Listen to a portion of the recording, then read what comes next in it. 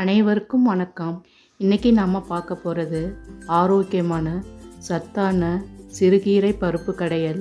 சிறுகீரையில் விட்டமின்கள் நிறைஞ்சதால் கண் பார்வைக்கு ரொம்ப நல்லது. என்னோட தோழி கீரை பருப்பு கடையல் வீடியோ கேட்டிருந்தாங்க. அவங்களுக்காகவும் உங்கள் அனைவருக்காகவும் இதை ஈஸியாக டேஸ்ட்டாக எப்படி செய்யலான்னு பார்க்கலாம் வாங்க. முதல்ல நான் ஒரு கட்டு சிறுகீரையை க்ளீன் பண்ணி வச்சுருக்கேன். சிறுகீரையில் மண் இருக்கும், அதனால் 4-5 தடவை சுத்தமாக கழுவி எடுத்துக்கோங்க. நான் ஒரு கட்டு சிறுகீரைக்கு 2 ஸ்பூன் பாசிப்பருப்பு, 2 ஸ்பூன் துவரம்பருப்பு சேர்த்து குக்கரில் வேக வச்சு எடுத்து வச்சுருக்கேன். பாருங்கள், இந்த மாதிரி ஒரு விசில் விட்டு 3/4 பாகம் வேக வச்சு எடுத்துக்கோங்க. அப்போ தான் டேஸ்ட்டாக இருக்கும். அடுத்து கடாயில் தேவையான அளவு எண்ணெய் விட்டுக்கோங்க. இதில் 1 ஸ்பூன் கடுகு சேர்த்து பொரிய விடுங்க. இதோட 1/2 ஸ்பூன் ஜீரகம், அடுத்து 15 சின்ன வெங்காயம் கட் பண்ணி வச்சுருக்கேன், இதில் சேர்த்துடலாம்.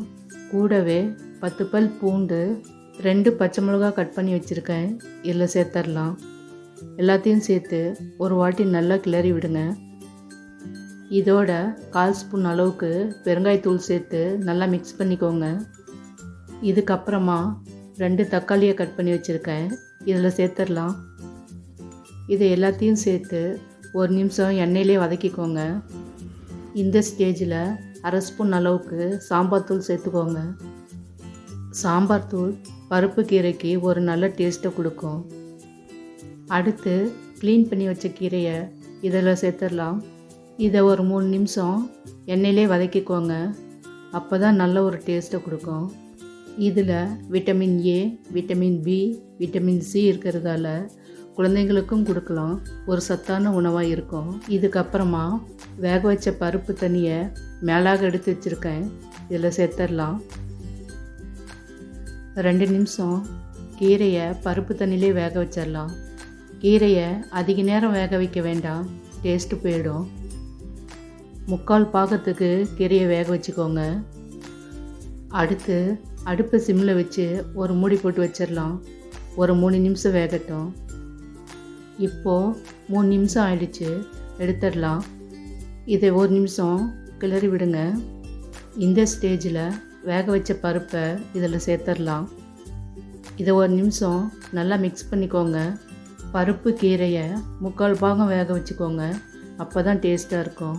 அடுத்து தேவையான அளவு உப்பு சேர்த்து நல்லா மிக்ஸ் பண்ணிக்கோங்க.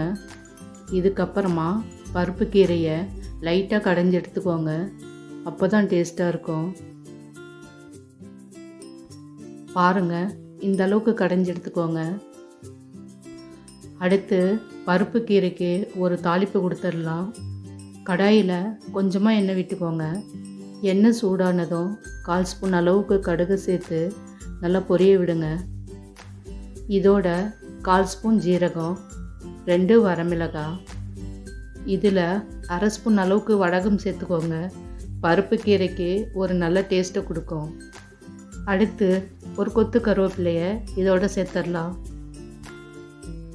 இதை 1 நிமிஷம் கிளறி விடுங்க, எண்ணெயிலே பொரியட்டும். இந்த ஸ்டேஜில் ரெடி பண்ணி வச்ச பருப்பு கீரையை இதில் சேர்த்துடலாம்.